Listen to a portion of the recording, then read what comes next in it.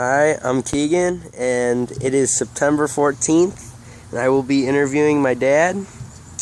Alright, so what do you know about our family's ancestry, history? Our ancestors, I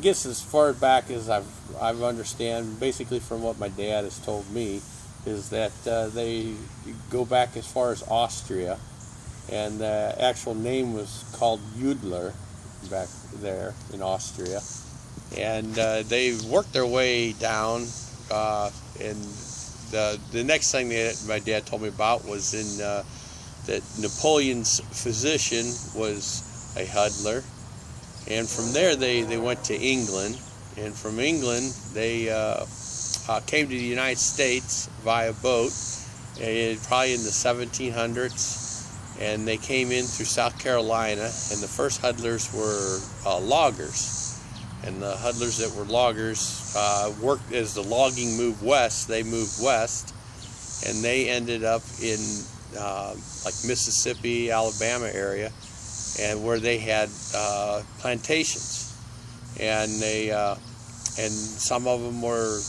slave owners, and they had slaves. And after the Civil War and after the slaves were set free, many of the slaves stayed on the plantation because they were they felt it was a good place, and they thought they were treated fairly. And then the next bit of information I have is from probably my great-great-grandpa, and his name was Lemuel Hudler, and he married a gal named Mary, and they moved up into Iowa to get away from the whole slave thing. They were totally anti-slave, and he was a preacher, and they started a little town up in Iowa. It's called Fredonia, Iowa, which now there is no town there, but his gravesite's still there. And he's a very religious man, very in tune with God, and he died there.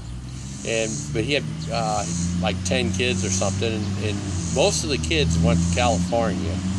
And but my great-grandpa, Charlie Hudler, he was a carpenter, and he actually built some of the steps. He was a carpenter that built steps in one of the state capitals, and apparently a good carpenter.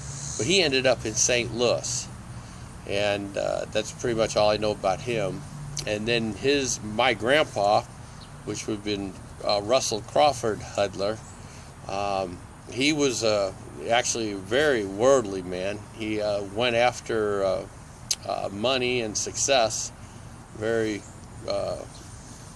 his whole being, and during the Depression in the 1920s, he lost over $1 million due to the drop in the currency and stuff, and from then on he was really tight with his money and very frugal about things.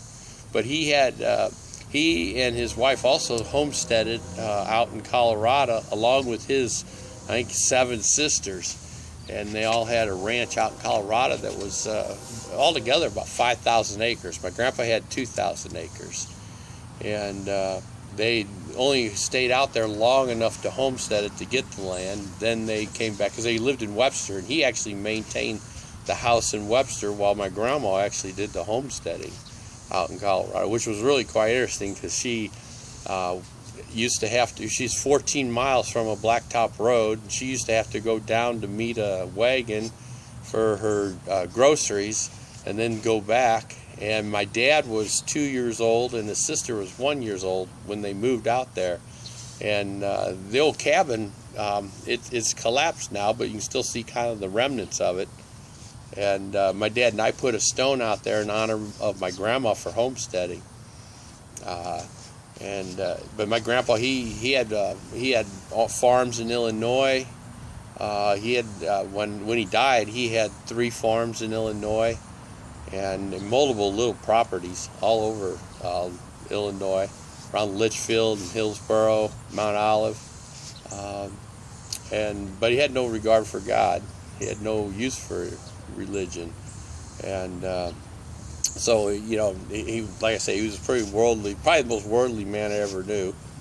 And with him, he had 3 kids, 2 daughters, and my dad, Russell Charles Hudler. And Russell Charles Hudler he grew up on the ranch at times, and he grew up there small, and then every year he'd go out there and spend his summers out there. And one year he actually took his whole football team out there, and they spent the summer out there. And that was probably a highlight in my dad's life, when the whole football team was out there.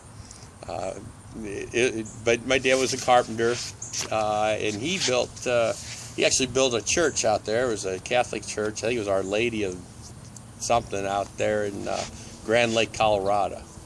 And he was a very patient man, a good carpenter, built many houses, built subdivisions, and so basically, and then he had 6 kids, the oldest being 20 years older than me, and then I was the youngest. And I'm the only one that followed in his steps with carpentry, and I have my own little business. And I've been